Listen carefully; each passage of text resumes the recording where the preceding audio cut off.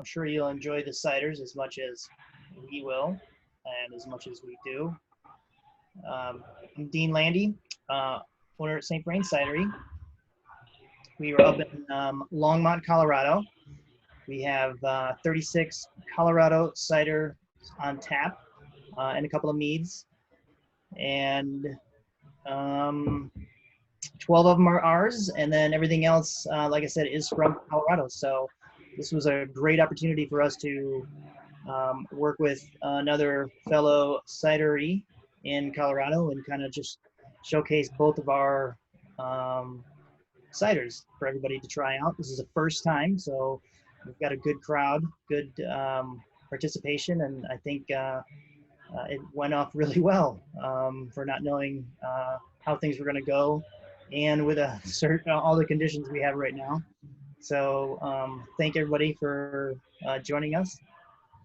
And if you ever make it up to Longmont, please stop in and visit us. I'm usually there.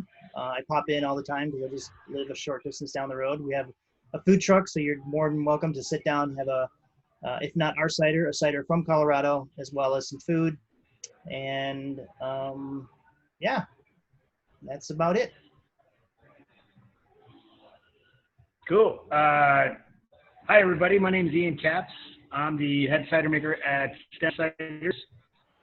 Stem Ciders, Colorado cider has been around for just over 5 years. We started in downtown Denver, where we have production in a tap room. And since then, 3 years ago, we built a restaurant and moved our production facility up to Lafayette, Colorado.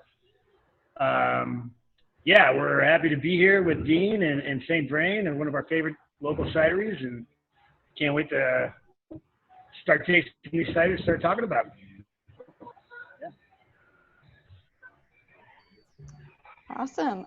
What do we want to start with? I just realized that I have to walk to the fridge to go grab my ciders. So give me a couple of minutes. All of them here. We've got both St. Vrains. We have the Blackberry, Botanical. All right, we'll figure it out, Dean, while you go get your ciders. Okay.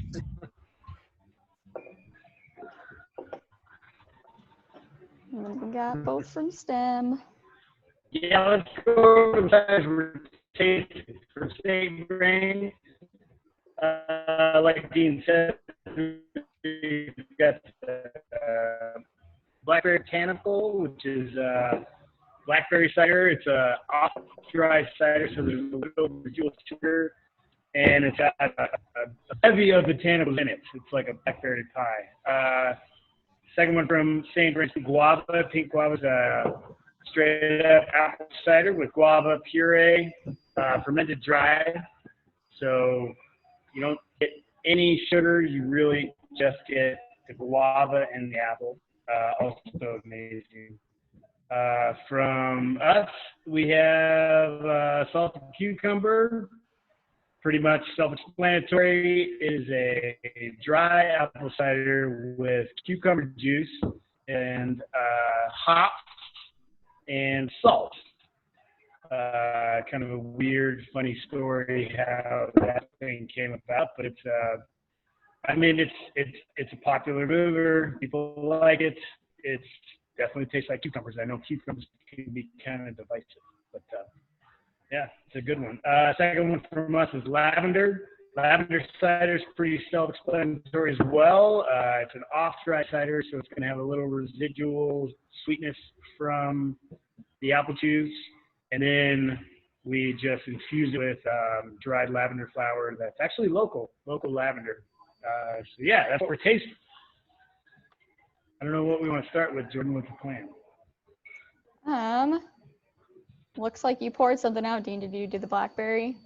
I did. I started with the Blackberry. Okay. I don't know if this was first on the list or not, but I wanted. Can you guys hear me okay? Yeah. We can hear you all right. The video's a little froze. Yeah, your video's freezing, but we can hear you. So yeah, like Ian said, the Blackberry Botanical is an off-dry. It has a little residual sugar in it, and it has 9 different spices in it. Okay, yeah, I'm having a little technical difficulty. Do you want Say that again.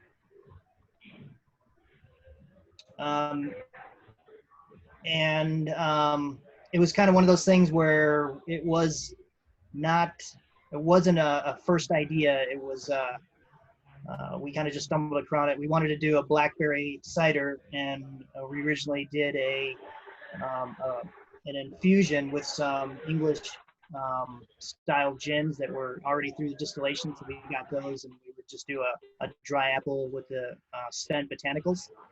And it kind of morphed into this blackberry botanical, which is amazingly tasting. And it's got great flavor to it, great mouthfeel to it. So I don't know if you guys have poured yourself some. Excellent. See the Hawthorns have some.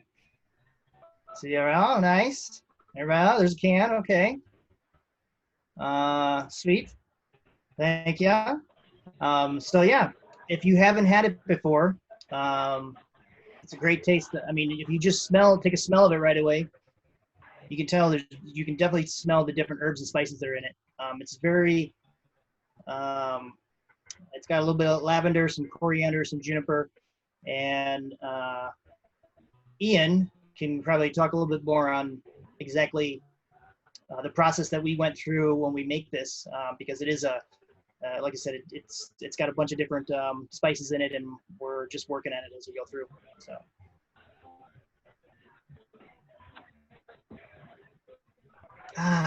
Nice and refreshing.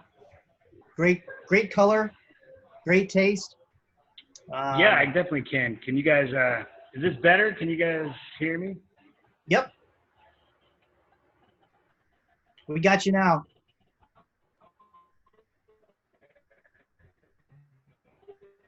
But we had you. We lost you now. Maybe we don't. So yeah, the Blackberry is I think it's all year round. We started producing it last year. I think we brought it in August, and since then it's been our number one, like one of our number one sellers, and it is now part of our portfolio as a all year round cider.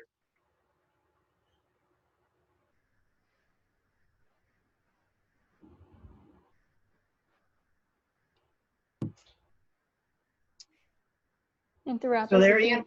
Oh, sorry. If you'd like to chime in with your thoughts about what you taste or what you smell, feel free to unmute yourself or chat in the comments. Yeah. Oh, hey, there you are. Hey, I'm here now. You guys hear me better? Yep. Yeah. Okay, perfect.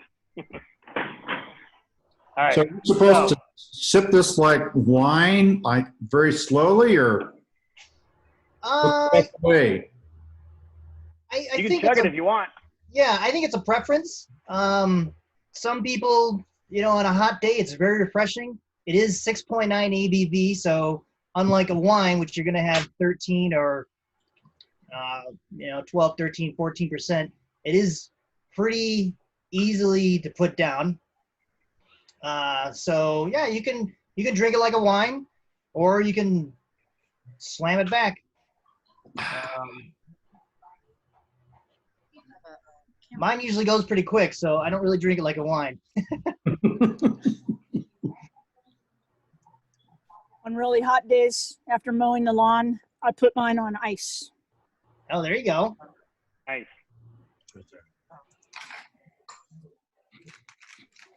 Dean, I don't know if you saw the comment, but this is my absolute favorite of St. Vrain's.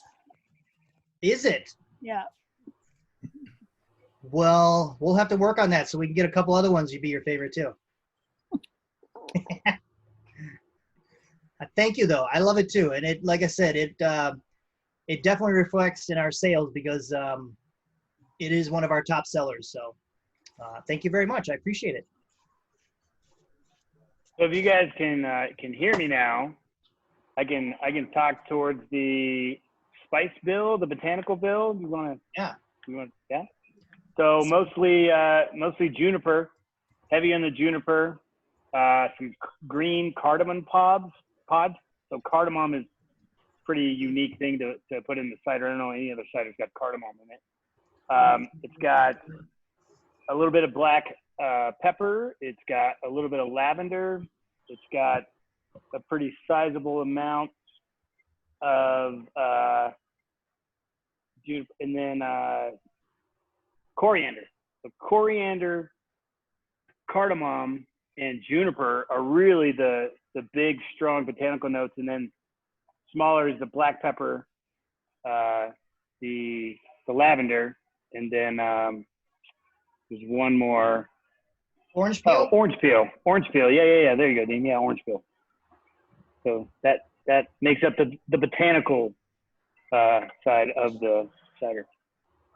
And Ian, how long do we suspend those spices in the blackberry? So it's really, it's kind of been based on taste, really.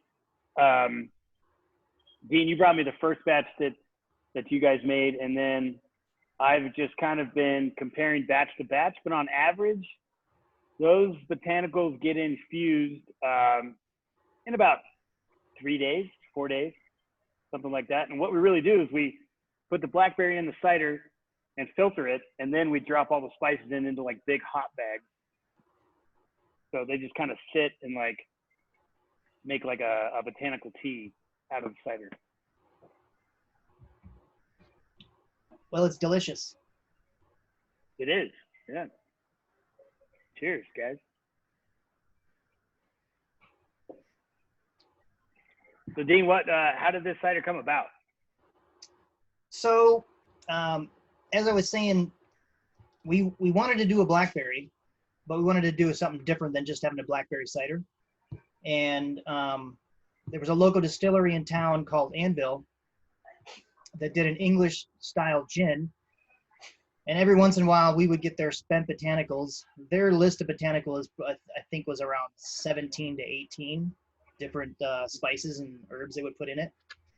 So we would get that, and we would just infuse that in like a big tea strainer and just soak it in with a dry apple for a couple days, I think 3 days too. So not only were we pulling the spent botanical flavors out of it, but we got a little bit of the gin flavor too. So during that time, when we put that on tap, it would fly through the tap room. Everybody loved it. So we reached out to them to see if we could get the actual recipe for that and do a dry version.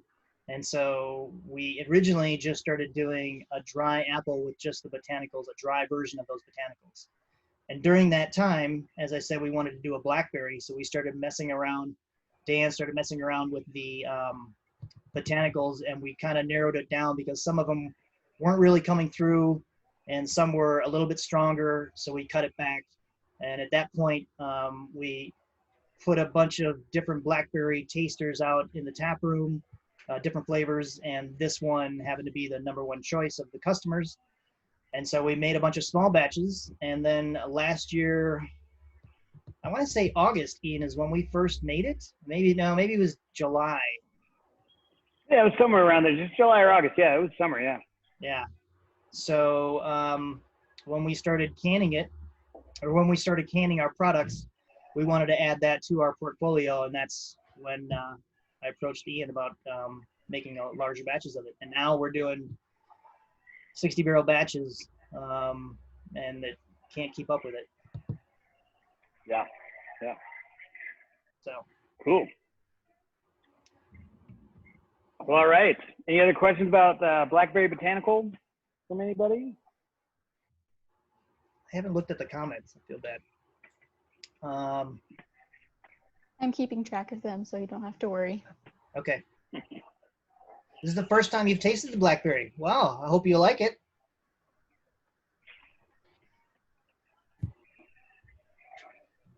It's delicious. Awesome.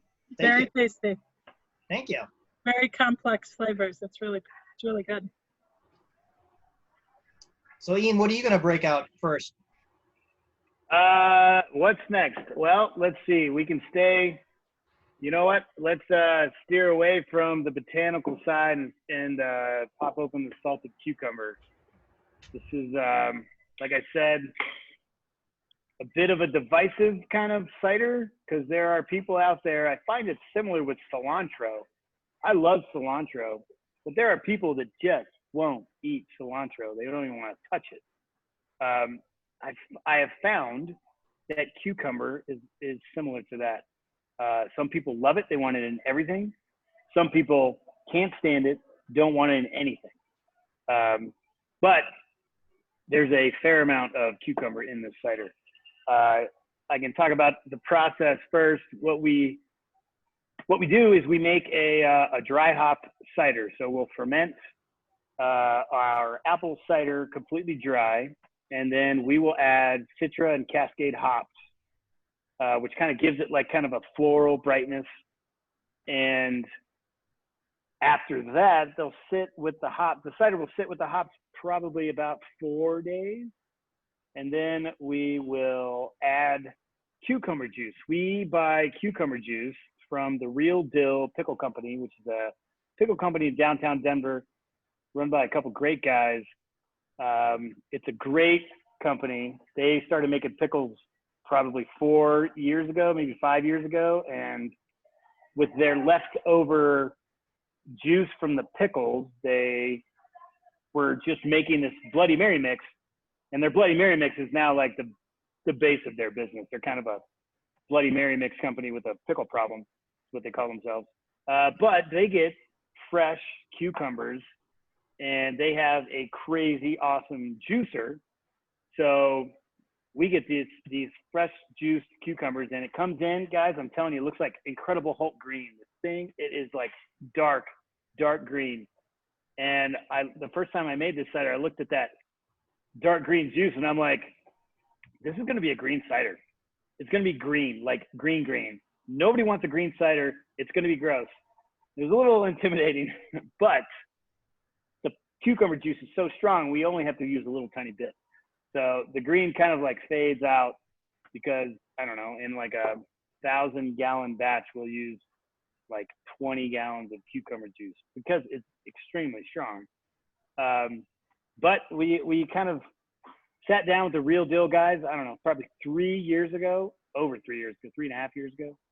And we were just mixing ciders and mixing pickle juice. We wanted to do something with them. And we threw this together, and everybody loved it. And that was it. And it's been a hit. It's been a hit. So cucumber juice, hops, and the salt, I am the head cider maker, but that was not my idea. Our sales guy down in Rhino, Ryan Means, great guy, phenomenal guy. He wanted to make a Goza cider. If you guys know what a Goza style beer is, it's the beer that's brewed traditionally with salt. And a Goza cider is not really a thing, and I just kind of made fun of him. But he kept putting salt in our little batches that we were trying, and it actually worked really well with the cucumber juice. So that's why there's salt in it. It's pretty light. There's not a whole lot of salt in it, but it makes a big difference. And the running joke for salted cucumber is 2 cucumbers were walking down the street, and one was assaulted. We wanted to put that on the can, but marketing shot us down. So anyway, take a drink. Tell me what you think. I love the salted cucumber, but I like the hop cider too. So. Yeah. I like them both. The hops kind of, they're there, but they get a little stepped on by the cucumber just because it's so strong. What's everybody else think? Any comments about your first couple sips of salted cucumber?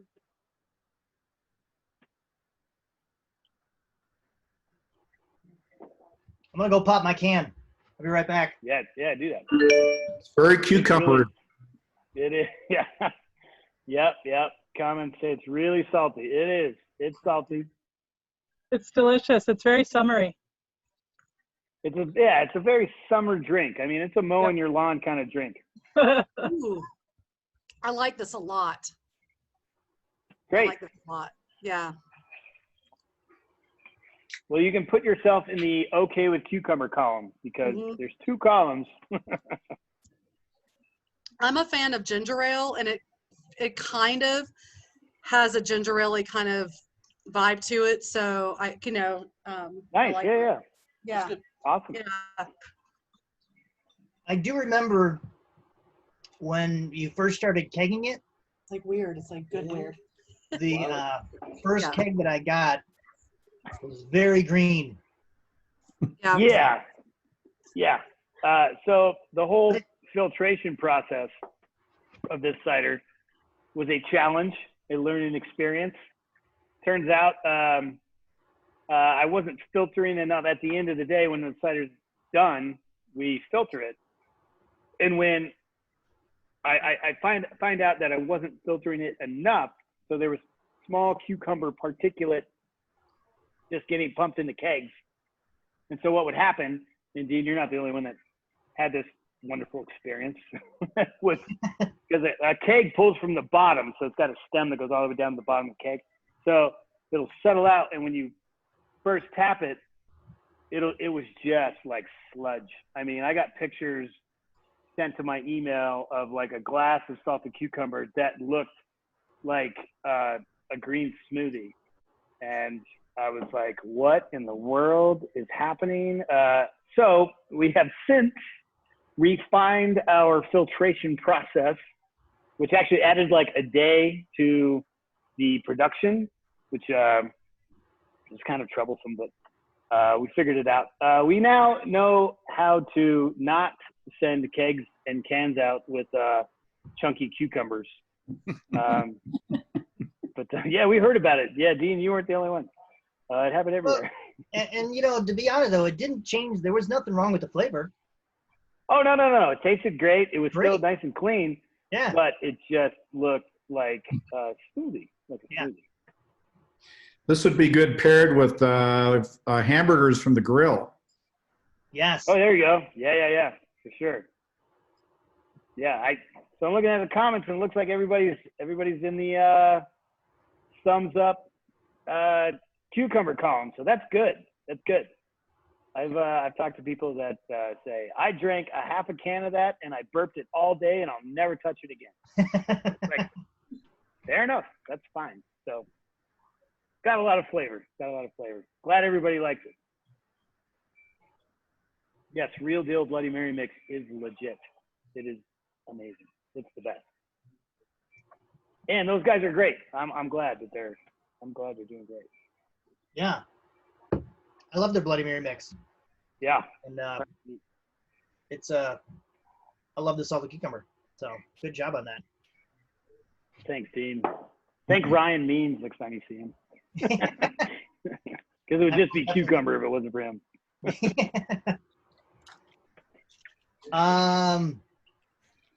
Shall we guava? Oh yeah. So the next one is the pink guava. And don't really have much of a side story for that other than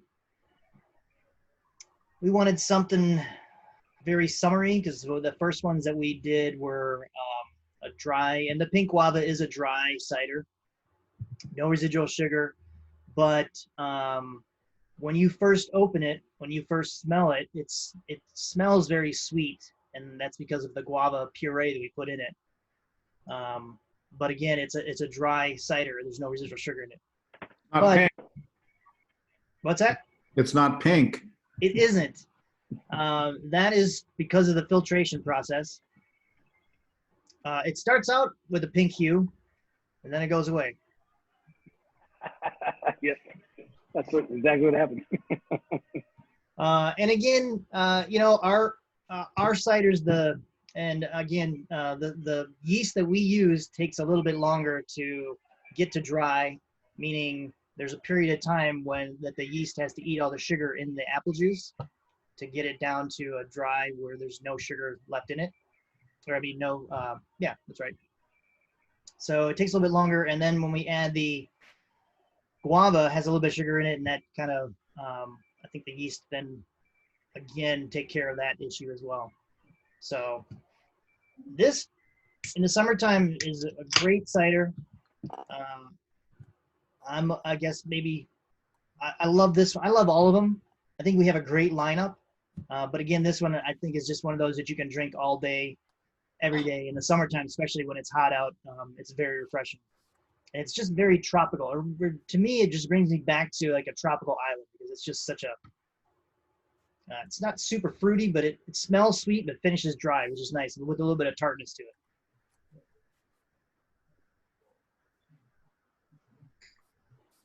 Yeah, absolutely. I use the same pink guava that Dean uses, I use in the cider that Stem makes. And it's off dry, so it's a little sweeter. And I think the dryness of this cider, believe it or not, really brings out the guava, which normally, when you're talking about fruit and apples, you really need a little bit of residual sugar to kind of bring out that fruit flavor. But for some reason, the guava, I think dry guava with no fruit tastes more like guava. It's kind of a strange thing, but it's great. It's a great cider. I like it a lot. It is. I hope you guys like it as well. Yeah, what's everybody think? Yeah. Very good. Thank you. Dangerously good. Nice and light. It's light and good. It is. Thank you.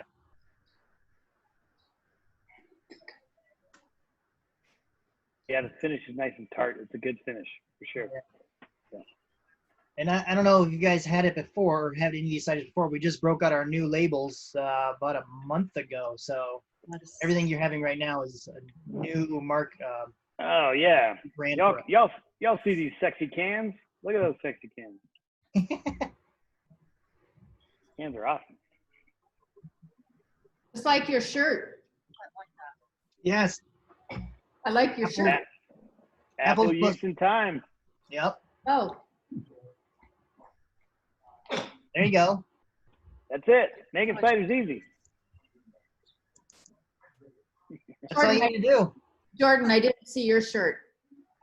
Oh, this is our new merch. It says dry style. Never lose the flavor. Never lose the flavor, And we baby. got the logo here on the arm. And we just got some awesome new stickers in, and we've got hats and tote bags. Nice. Trucker And all now. the merch. Yeah.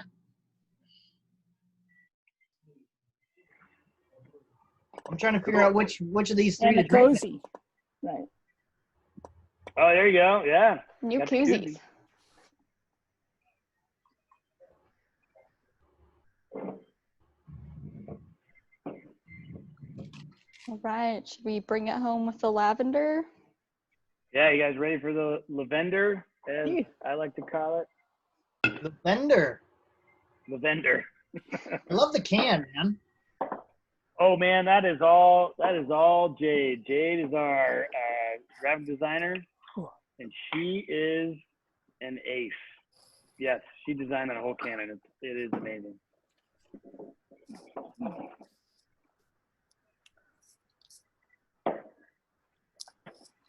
So,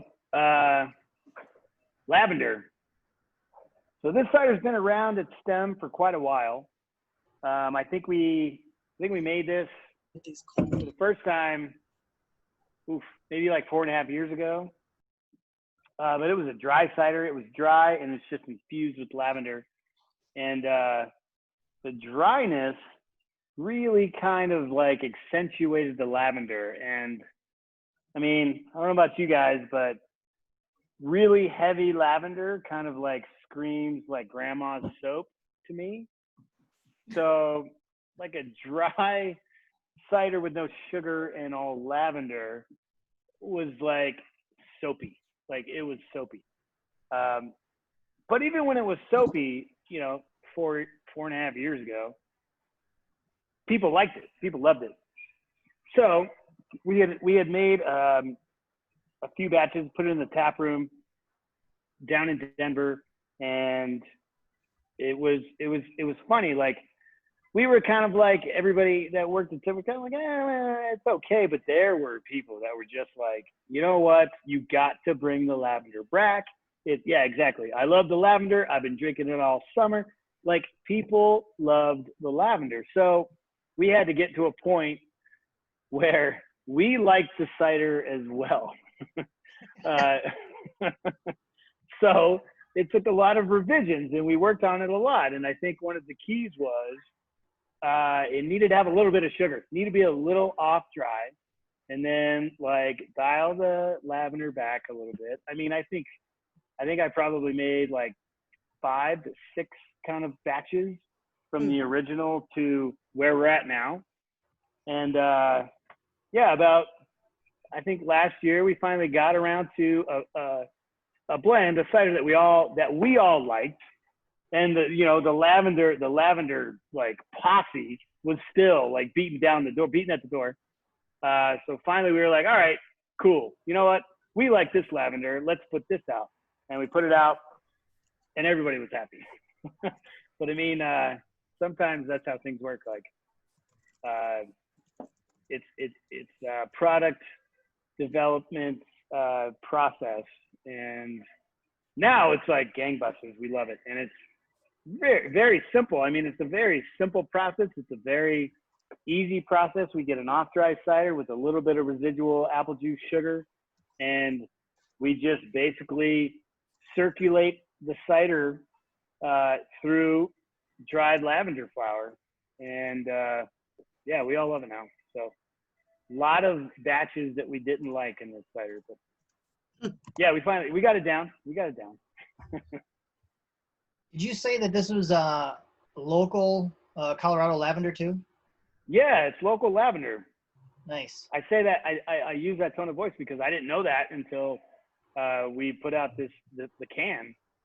And our lavender supplier, I was like, where are you getting your lavender? And they're like, right down the road.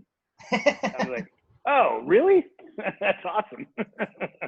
They're like, yeah, duh. You never seen the lavender fields? Like right against the foothills, like north of Lyons? And I'm like, nope.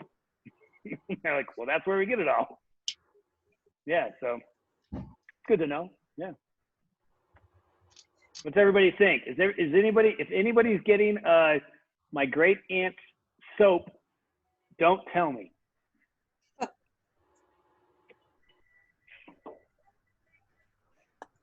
No soap here. No soap. No soap? All right, that's good. No soap. Cool. Good. Oh, Jenny McCarthy, your cider's got to chill. You can drink warm cider. I'm from the South. I could just pour it over ice, but that cheapens it a little bit. Okay. Nah. I'm trying to save a little bit for later. That's fair too. That's fair. You gotta wait till after the kids go to bed. Oh, I got you. Yeah. But I poured the salted cucumber over ice, and we've been enjoying that one quite a bit. Good. So, yeah, Awesome. it's good stuff. Thanks. Yeah. Yeah, I like to tell people there's no bad way to drink cider. Good. I drink a lot of warm cider. I still do. Yeah. So Dean, what is your best-selling cider? Right now,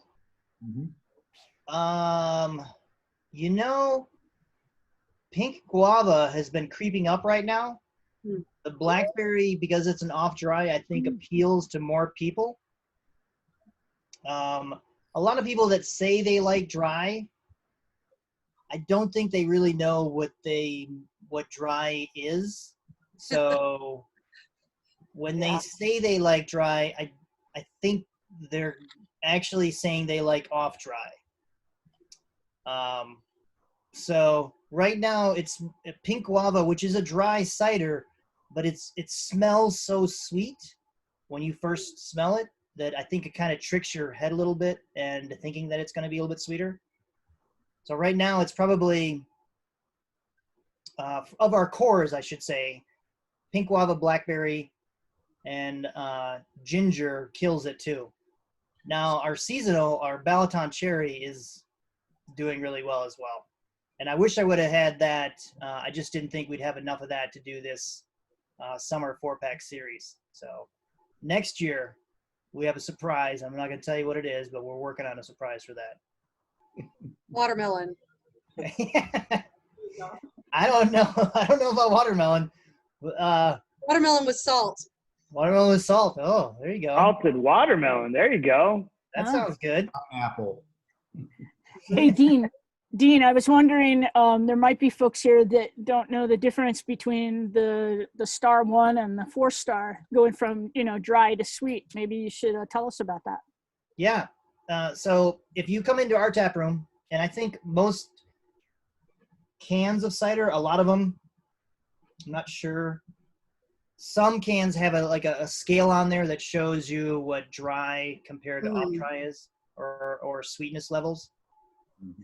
But when you come into our tap room and you pick up a menu or even look at the board, of course, we're not letting people sit inside right now. But on the menu board, there's a 1 apple and there's 4 apples. So 1 apple is going to be the driest, or 1 star is going to be the driest. And all that is basically meaning is there's no residual sugar in it. And as you work your way, as you add sugar that's remaining in the cider, it'll add sweetness levels. And Ian can kind of throw a little bit more technical term in there. I'm just kind of paraphrasing. I mean, there's not really a technical term. It's just kind of educating people on what dryness means in wine. And cider, yes, it's cider, but it's technically apple wine. It's a wine process. We are making a wine product, although it is carbonated and put into the cans, so it is very often associated with beer. It couldn't be further from beer. The dryness thing is literally just how much sugar is left in this cider. So sugar, I mean, there's a reason. Okay, I'm not going to go way down the rabbit hole, guys.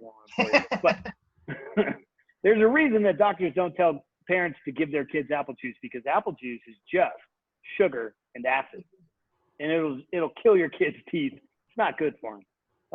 Water it down, whatever. So because apple juice is only made of sugar and acid and some tannins, which just like wine tannins, add kind of flavor. When you ferment all of the sugar, you are left with just acid and whatever else is in that apple. And in grapes, there's a lot of tannins. There's tannins in the skin, and there's tannins. You can get tannins from grapes anytime. Getting tannins from apples is tough. So every cider has a certain level of tannins, but mostly you're just dealing with acid and alcohol.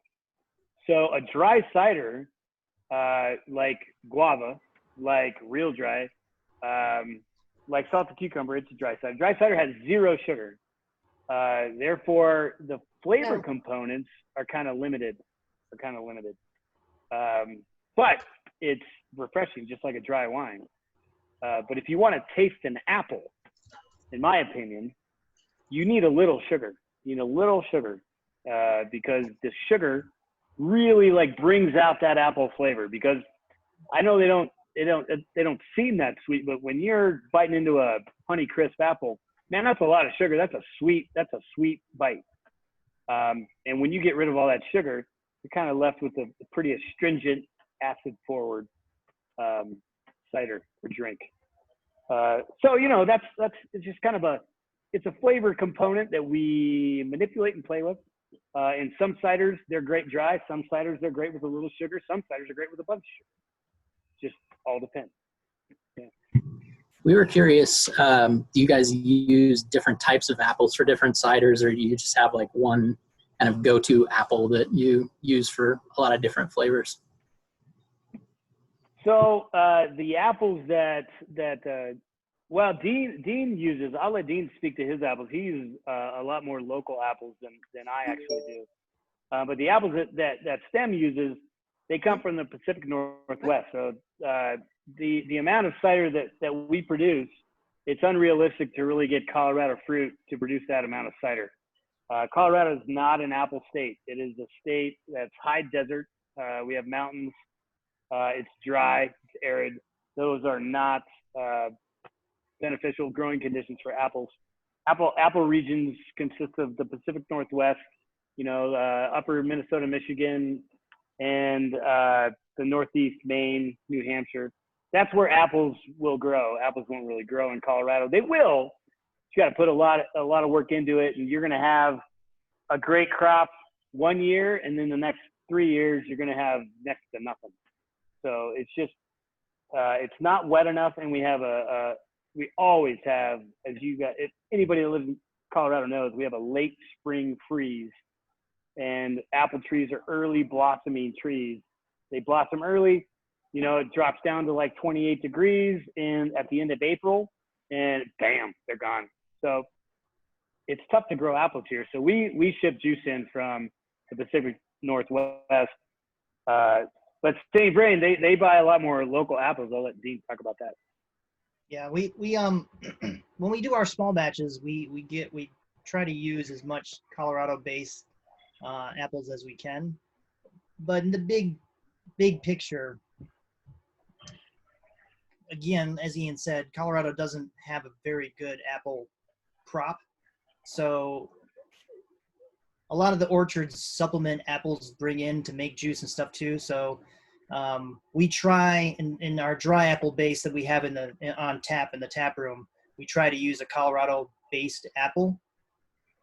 But when we get into our canning line, because we have such large batches and to be consistent, we also bring our juice in from the Pacific Northwest as well. So if you come into our tap room, we'll have some small batches that are just Colorado-based apples, but it's really hard to be able to have a consistent batch year to year because you just don't know what the apple season is going to be like or what the fruit season is going to be like. So. Yeah, I was kind of just curious too, like do you use, say, Honeycrisp apples, or are there other varieties that work better for cider, or what do you guys like to use? I can speak to that. So there's a question on the chat that Sarah asked, how many gallons of juice per week does Stem bring in? And to kind of give you guys an idea, we bring in about 6,000 gallons a week. 6,000 gallons a week is a lot of juice. And if you want to talk apples, if you can picture a bushel of apples, you're going to get about 2 to 3 gallons per bushel. Most of the time, less than that. So the juice that we bring in, we like I said, we buy from the Pacific Northwest. We can't really specify the brand of apple. And another thing, cool fact about apples is the brand of apple that you like to eat does not make a good cider. A Honeycrisp cider is pretty boring because a good apple that you like to eat, that I like to eat, it's got a lot of sugar, and it's got a little bit of acid, and it's got no tannin. Those are the only 3 flavor components. So I like to bite into a sweet apple. But a sweet apple doesn't do me any good as a cider maker because I'm going to ferment all that sugar out. So I need high levels of those other 2 ingredients to make a good cider. So a Honeycrisp cider, it's like, yeah, it's pretty sweet. You can leave it sweet, make it a sweet cider, and that's great. But if, and I'm sure Dean would probably agree with me, if we had our druthers and we could pick any apple just to make a single varietal or a 3-apple blend, they would be apples you'd never heard of. There are apples that are high in tannins and maybe high or low in acids, and sugar level is pretty low. I mean, Esopus Spitzenberg and these crazy named apples from the colonial days. They are hard to find. They aren't really around except in apple growing regions. So I'm sure Dean would agree if we could dictate which apples we make cider out of, they would be apples that not only are few and far between, but nobody wants to grow, because an orchardist wants to grow an apple that he could sell at a Whole Foods and make, $20 a bushel of Honeycrisp that I like to eat. I'm not saying that that's a bad thing. I'm just saying that's just the market of orcharding. But the weird apples that I want to make cider with, they don't want to grow. Certain people do. They're still available, but they're very expensive. And it's the cider drinking community has had a hard, like we're still educating. It's just like craft beer 20 years ago. You know what I mean? We're educating people about flavorful ciders, why they're flavorful, what makes them good, what makes things bad. Like it's still an education process for us. And so if I could dictate which apples went into my cider, they wouldn't be anything you can buy at the store. But you use the same apple for each all the time. So for your lavender, you use the same type of apple all the time, right? So we use the same blend of apples, yes. So the people that provide our juice, it's fresh pressed juice. They press the apples and they put it into our tanker truck and we drive it down. We have a full-time truck driver. He's on the road all the time. And he's running juice from Washington to Lafayette constantly. He's on the road right now. But what we do, the only thing we can do is dictate acid level and pH and titratable acid, which see, I'm going down the rabbit hole.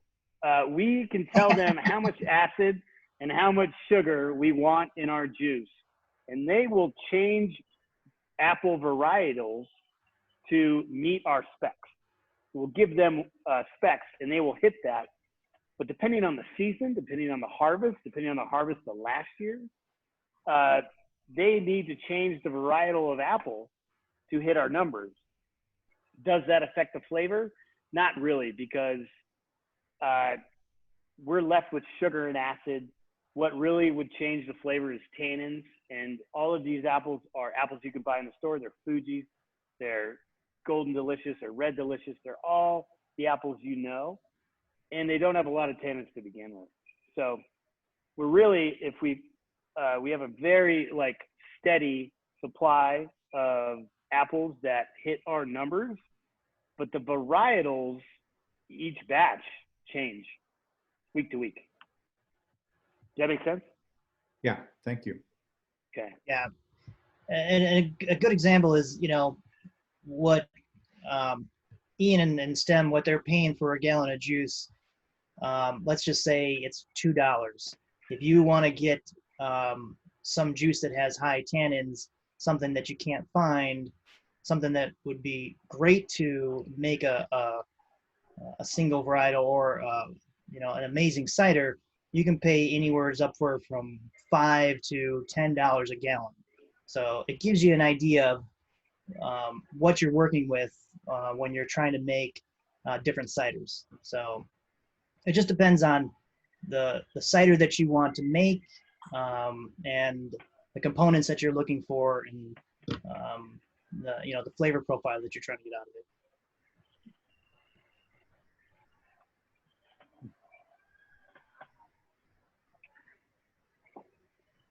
All right. Any other questions? If you could make any cider flavor, permitting any ingredient, even if it's super rare, what would you make? Well, I'm gonna give that to Dean first. Any flavor? And for me, I would want to do some type of single varietal, high tannin, something that we could bottle, whether it be, like you said, a Spitzenberg, Golden Russet, because the nice thing about when you have cider-specific apples, and that's what Ian was kind of alluding to, is you have grocery store apples or dessert apples, and then you have cider-specific apples that are high in tannins. We don't find many of those around here. They're out there. Some people are doing it. Haken, they use a lot of single varietal cider-specific apples when they make their cider. But to me, if we had the availability and the amount to do that, that would be something that I would do. I would love to do something like that. And then you get into a completely, you can barrel age them. There's so many things you can do with those that I think people just don't realize. And the dynamic with them is on, you know, is there's so much to do with it. Yeah, Dean and I have the same answer. We're cider nerds, man, and cider nerds by default are apple nerds, and we want to make these ciders with these weird esoteric colonial day apples because we've tasted them and they are amazing. It's like it's like the difference in wine between a white Zinfandel and like a heavy Malbec. They're complex and tannin heavy, and they're beautiful to drink and amazing to drink. It's just tough to get the apples. And if you guys, you're here because you're cider drinkers. If you guys want to like explore cider, you're going to find yourself somewhere buying a weird, expensive cider that's going to blow your mind. It's going to change your life. Very similar to wine. This is not a beer process. I was a brewer before I was a cider maker, so I know beer.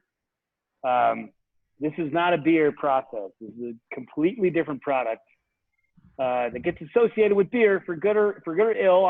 It's not my job to judge, but this is a very different process than beer. One that will take over the world, just like how craft beer did. Yeah, absolutely. We're on the up and up. Yep. There we go. Nothing.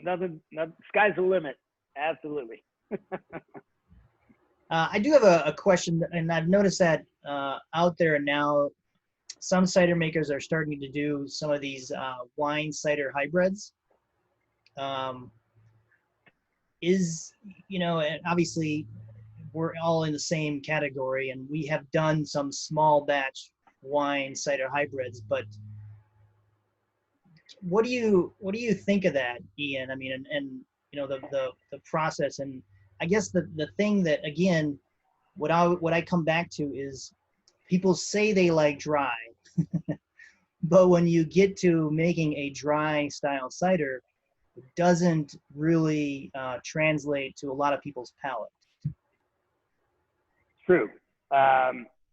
So I think the wine cider hybrid it's kind of a natural collaboration. I think the process is the same. There are a lot more flavor inputs when it comes to wine. Like you can age wine on the skins and pull tannins out of the skins. You can't really do that with apples. But a wine cider hybrid is kind of a natural thing. As far as dry goes, dry is tough in cider. Look at dry wine, most wines are dry. But when people like dry wine or people like sweet wine, they know. Like, I'm like a white Zin person. Like I like some sweet wine. But in cider, it seems people, when they see hard apple cider, they want to taste the apple. But when you pull all the sugar out, you don't really taste the apple. So I feel like it's just like I was speaking before. It's just kind of an education. It's kind of an education. Dry cider is dry, man. It's astringent. But when you have a dry cider with apples that have a lot of tannin, it's memorable. It's memorable. But cider wine, like hybrids, co-ferments, like I'm all about it. Like I'm into everything. Like, yeah, let's try it. Can we, one thing I'm just wondering, are people able to buy Stem Ciders all over the United States now? So we are distributing in 10 states, but we have recently got onto Vino Ship. Vino Ship is a company that like ships booze all over the country, and I think in Vino Ship we're available in 40 states. You can get cider shipped to you in like 2 days, and that's just been recently in the last few months, just because it's strange times and people can't go to restaurants as much as they used to. So Vino Ship will have us in 40 plus states, but distributorship, like at your local liquor stores, we're in 10, soon to be 11 states. We're about to release in Texas. Is the goal to be international? Is the goal to be international? I don't know. I mean, they're like, sure. I mean, that's not on the list of goals. But I'm not gonna say no. I mean, sure, yeah, why not? We've done a couple trial ciders for a couple international, for a couple countries, and countries are strange with their booze laws, just like every state is in the U.S. with their booze laws. You know, they're different. But we've done a couple things with different countries. I think the goal is to, honestly, the overall goal for STEM, at least, is to educate people about cider, convince people that when you say hard apple cider, it doesn't mean Angry Orchard all the time. It means it's a very complex and, versatile beverage that you should try at least, yeah. Oh, it says from Laura, she says, it looks like cans for cucumber and lavender don't have the apple, indicating the sweet versus tanginess. So at STEM, we don't really do the scale. We just kind of do dry, off dry, or that's basically it. Everything is either dry or off dry. The scale, like we haven't adopted the scale thing yet. Okay, got it. Yeah. Thank you. Sure. Yeah, and I think that's, as Ian was saying with STEM's whole goal, or is to kind of educate the public on what hard cider or just cider is, period. Because I mean, hard cider is cider. You don't say wine's hard wine or beer is hard beer. Everything is it's just beer, cider, wine. Super confusing, actually. Yeah. Yeah, and that's what we try to do in the tap room, is just to give people the opportunity to come in and taste cider from all over Colorado, just to give them an idea of exactly what an amazing state we have. That we have a lot of beer, amazing beer. We have a lot of amazing distillers in Colorado, and we have some amazing cider makers in Colorado. So we just want to be able to just showcase that and let people know that when they are traveling around the state, they have the opportunity to try not only some of our craft beer and some of our craft spirits, but also some of the craft ciders that are out there. There's it's a very diverse place, and give them an opportunity to, if they don't like dry, they don't like off dry, there's some that are a little bit sweeter, and everybody has their own palate. You have to kind of figure that out, but it's also just an education piece, so people can try to figure out exactly what appeals to them. So, which I like. Me personally, I'm a big dry guy. I like dry ciders, and but I have no problem drinking anything we have in the tap room.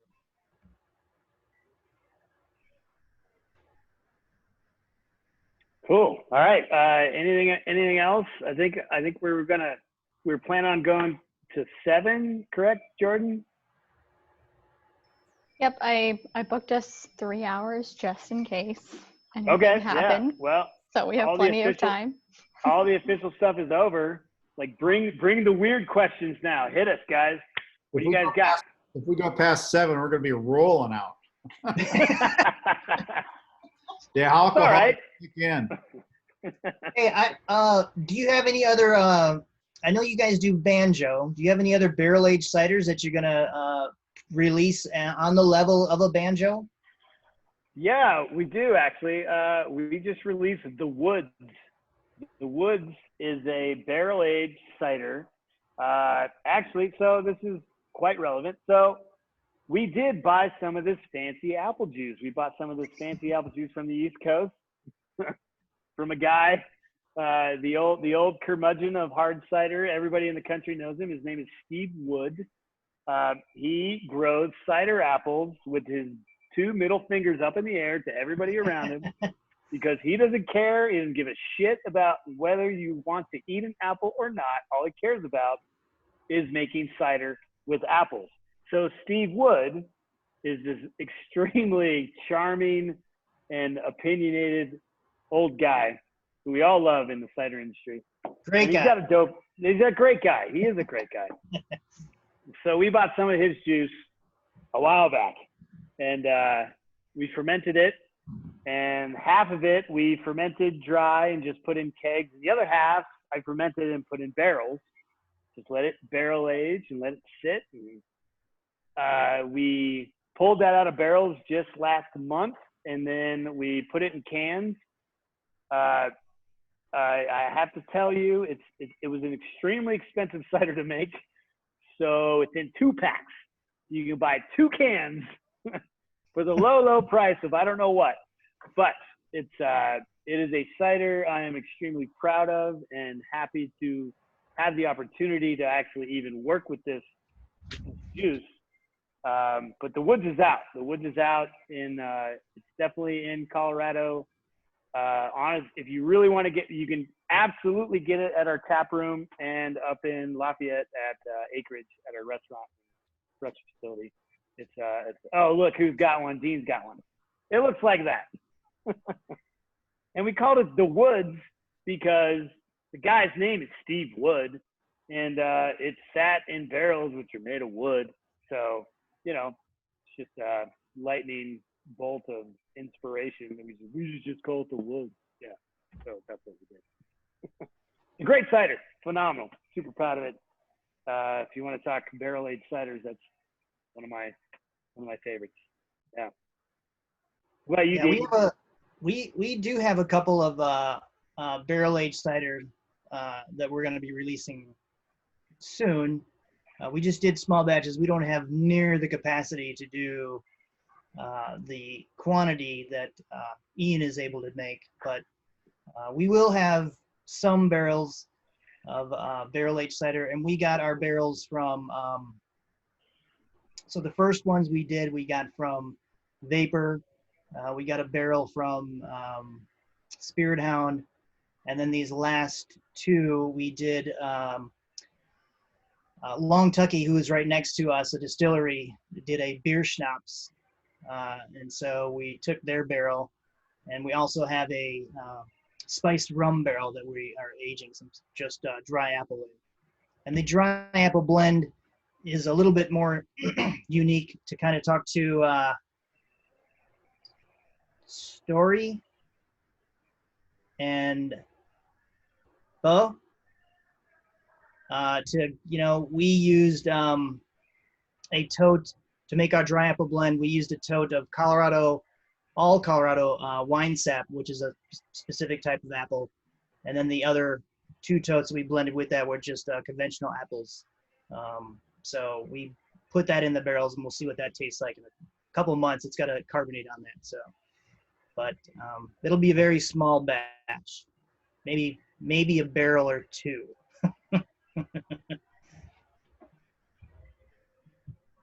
But one day we look forward to having a nice barrel aging room, such as Stem has. Ian gets to play with to age some barrel aged cider. And you guys get barrels, used bourbon barrels, correct? We do, yeah. We have a great relationship with Law's Whiskey House in downtown Denver. They make a variety of whiskeys. They make a bourbon. They make a rye. They make all barley. They make everything. They're the best. Luckily for us, their head barrel manager was a big cider drinker. So him and I would exchange barrels, or exchange like kind of booze stories, and this relationship with Law started like about 3 years ago. So they give us fresh poured, fresh dumped barrels of whiskey and rye, and we fill them with dry cider and release That's where Banjo comes from. We make a barrel-aged cider called Banjo. It sits in whiskey barrels anywhere between 8 months to 10 months, depending on when it tastes the best. And it's basically like whiskey in a glass, only from apples. So yeah, we source barrels from Laws. They're great guys. Great guys. Yeah, it's amazing to me when you start adding cider to barrels, the flavor profile that you're able to pull out of those barrels, whether it's a bourbon barrel, a whiskey barrel, a wine barrel, or whatever you're using. Yeah, there's a multitude of layers that come in an empty barrel. I mean, first off, you got to think about the barrel. Whatever's in it first, whether it's wine or whiskey, it's going to get soaked into the inside of the barrel. So the first time you fill it, you're really going to pull that booze out of the wood itself. So the first fill, whether it be beer or cider or anything in a second use barrel, is going to be all the booze coming out of the wood. So that's great. The second fill is going to be a little different. The second fill is kind of going to be just all the booze has been pulled out. So you're going to get like a bunch of wood notes, like oak notes. And then the third fill, if you go 3 fills on a used barrel, you're probably going to get sour is the rule of thumb. The third fill of a barrel, it's going to get sour. There's going to get some infection in there at some point. It's kind of like your sponge on your sink. You can smell it when it gets infected because it just keeps everything in it. Wood staves are just like that. They keep everything in them. And if it's high proof booze, great. It's not going to be infected. But once you pull that high proof booze out, it's no longer sterile, and it's gonna, who knows what it's gonna, it could be something amazing. I make a farmhouse cider that's barrel fermented. That's just wild and crazy. But at the end of the day, it tastes pretty good. So it's not saying it's a good or bad thing, but that third fill of that barrel, you should watch out because you may not get what you're expecting to get. Barrels are fun. Yeah. I know we, when we first opened, we got some juice in from the northwest, and it was from Marcus Tyton. Yeah. And great juice, great person, great orchard. Unfortunately, when we let it, because it came frozen, so we let it thaw before we put it in the fermenters. It must have started wild fermenting at the orchard before they froze it. And when we got it, it started to wild ferment on us. Now we were able to catch it and add some commercial yeast to it and control it. But one of the batches we let go and we let it wild ferment, and it turned out amazing. But that is not always the case. To say the least. Yeah. You can have some wild fermented stuff that does not taste good at all. Yeah. And it's a crapshoot. You either you roll with it or you don't. And we were lucky. Ours kind of turned out fine. But I would say if you did it 10 times, one time it might be good. The other times are not going to be so good. Yeah. It might be 3 out of 10. It might be 3 out of 10. All right. We'll go with those odds. It's a gamble. Yeah, those odds are bad. Those are bad odds. Do you guys, I know we've talked about doing a collaboration, and with us being as busy as we are and trying to keep up with everything, we do, I know we're trying, and eventually I think we would love to try to do a collaboration with you guys to try to release some small batch and see how that would work out. Oh, it's going to happen. It's going to happen. We just need the bandwidth, man. We just need the bandwidth. I just need the time and the tank space. Like, no, it's going to happen. No, that's happening. Yeah. Everybody look out. Watch out for that. It's coming. Exactly. It's coming. Yeah. Hands down for sure. Yeah. Let's see. Do you guys have any other questions? Concerns? Disapproval? I was curious what sort of the experimentation process looks like, since it obviously takes a while to get, you know, the cider completed and go through the whole process. So how do you decide like what you want to try and what you have space for, and whether it's even a good idea at all? Well, all good ideas start as just ideas, and they can be bad ideas. Somebody told me one time that it would be cool to put chilies in a cider, and I was like, that's a bad idea. But you know, it's an idea. Like, why not? Heck, let's try it. So we put a bunch of chilies in some cider, and it was super, super spicy. But then, you know, you kind of get a baseline of like data. You're like, okay, well, if I get like fresh roasted hatch chilies from the side of the road on a Federal, and I throw them in a cider, that's going to be a blazingly hot cider. But if like we do this and it's not as hot, but it needs so there are no bad ideas. And that's what I tell guys that work for me and anybody that works at Stem, because I am the head cider maker and I have kind of like final approval, but man, I don't want to think up all these ciders. Like, I'm not a genius. I'm just a guy making cider. So if you have an idea, like, just give it to me, hit me, and we'll try it. And if it sucks, okay, now we know. That's a data point.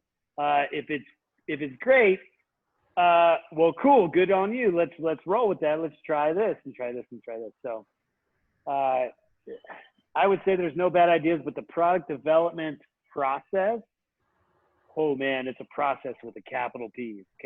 Like, you really have to like work on it and refine it.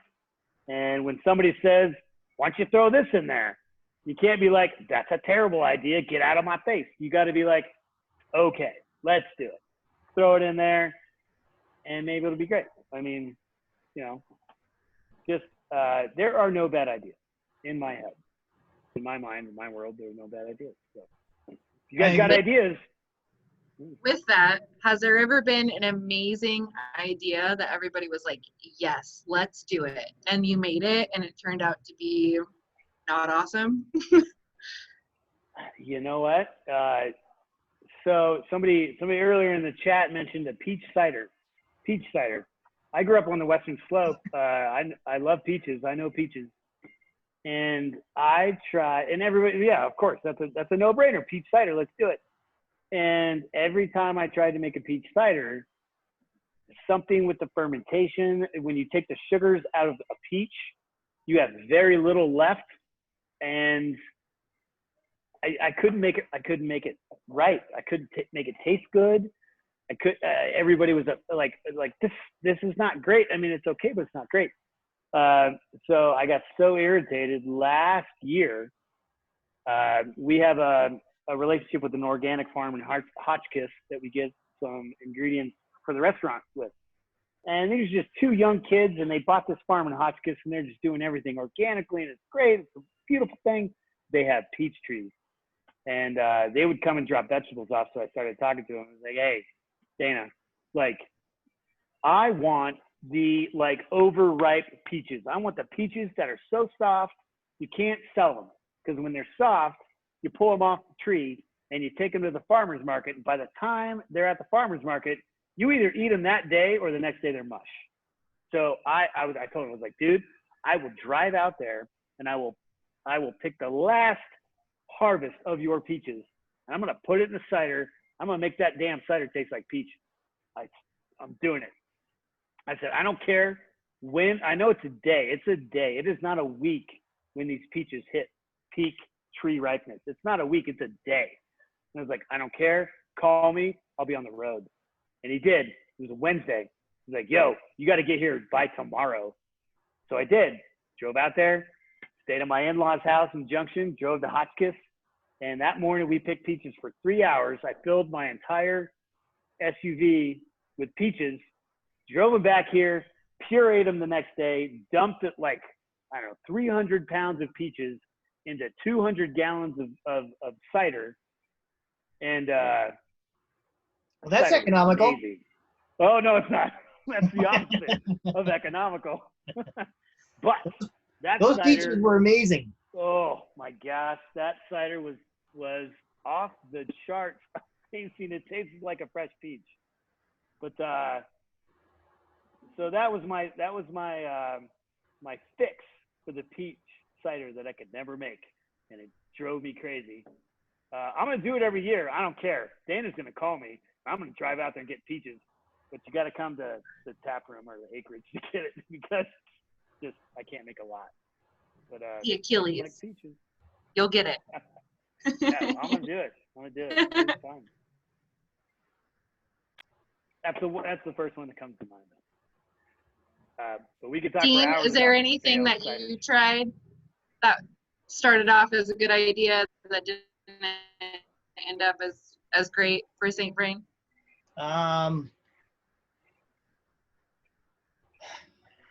You know, we tried I think it was a basil cider. I think it was basil cider, yeah. And it turned out okay, but it broke down pretty quickly, and I don't think we would ever do that again. It was a small batch. I think we did and it was just, you know, trying to get that emulsified to get the basil flavor into the cider was, yeah, it just didn't. It wasn't. There's no way you could do it. So that, I think we maybe even tried like no, I don't think we tried. We were never going to do a pumpkin cider. I can tell you that. So I'm sorry. I shouldn't say that. I wouldn't want it, but I don't know. We'll see what happens. But I can't imagine doing a pumpkin cider. So. Would anybody want to drink a pumpkin collab cider? with a peach basil cider?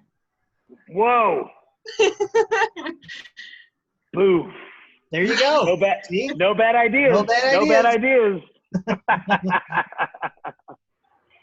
Oh man! No, Toby, you are not the only person in the world that doesn't like pumpkin. It's me. It's you and I. It's on the chat. Toby said he's the only person in the world that doesn't like pumpkin. Yeah, I'm with you. I don't like pumpkin either. I gotta. Spice, get it out. Oh man, I got a thing with pumpkin. Pumpkin, like, does anybody ever like cut a pumpkin open, like clean it out, just like you're making a jack-o'-lantern, and just roasted it and ate it? Has anybody ever done that? Like a roasted pumpkin, like ate that thing? No. It tastes good. But not sure, that. You got to get the seeds out. Yeah, the seeds. Yeah, I eat pumpkin seeds. Yeah. But roasted pumpkin does not taste good. So any kind of pumpkin flavored thing, it's not pumpkin flavored. It's pumpkin pie flavored. Pumpkin pie tastes like nutmeg and allspice and cinnamon. Those things are delicious. Pumpkin is disgusting. That is my opinion. Maybe I'm wrong, but I don't feel like I am. I won't put pumpkin in a cider either, Dean. But I have. But that was for an event. Don't worry about it. Yeah, I don't know if the squash family or the pumpkin family or that group. I don't know of anything that would taste good in a cider. Just don't really jive with things you want to drink. Like I don't want to drink a squash. I don't want to drink a cucumber. No, I want to drink I don't want to drink a pumpkin. No. Mint and cucumber. Ashley, that's a good comment. Mint and cucumber go together great. Yeah. Yeah. Hashtag no pumpkin in cider. There you go.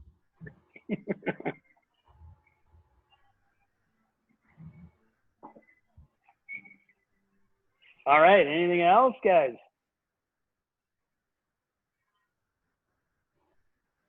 Toby, I got mint at my house too. I don't need your mint. Thanks though. Is everybody from Colorado that's on? I don't even know.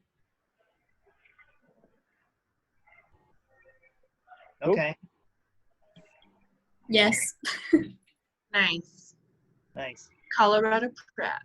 I mean, do you mean that lives currently on this call in Colorado, or do you mean a transplant from somewhere? Oh, no. I'm sorry. I just mean the people that are on this call, were they able to come to the tap room, or whether it's St. Vrain or whether it's Acreage or Rhino to pick up? Because I don't know if we ever figured out the whole shipping issue. Nope. So, no. Well, that's awesome. That means that's great. I'm glad everybody was able to at least get into one of our tap rooms and pick up a sampler pack as well as maybe something else. Colorado cider versus the world. Yes. That's quite a word too. Colorado Summer Cider Sampler. Whew, that's a mouthful. Someone should get a prize for saying that 5 times fast. Just saying.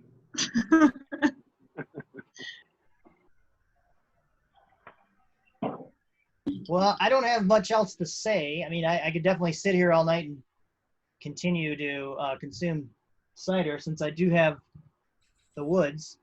Unlimited. Yeah, you do. What was jealous. that? I gotta go get some wood. That woods is pretty amazing. Fine job, guys. Thank you very much. Thank you so much. It was very Awesome, you bet. Yeah. Well, thank everybody for joining. Yeah. It's been awesome. Yeah. We'll be doing it again. I think this was a great hit, and I look forward to, continuing this series. Jordan's definitely going to be putting together another one, and then look for the future where we can definitely try to get Ian back on the. Who knows? Maybe it'll be live, him and I together, or. Whoa! In real life. One of these Mind blown. days, maybe we will all be in the tap room together. Yes. Let's do that. Yeah. Let's do Yeah. that. Maybe for New Year's.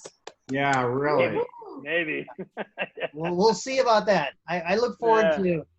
to, as I do have to say, as much as I miss the festivals, I do not miss having to put them together. Yeah. A lot of work. But I do miss It's so much work. I do miss seeing. them too, I though.